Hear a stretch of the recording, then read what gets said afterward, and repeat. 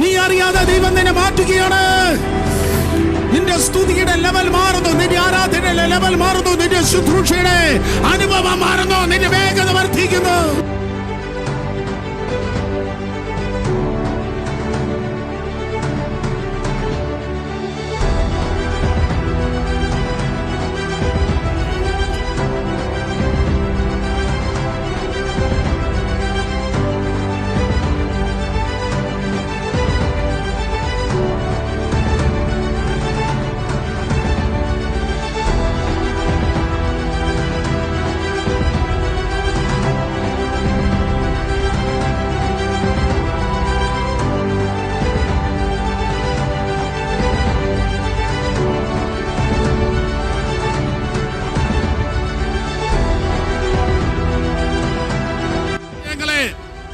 ജയിക്കാം.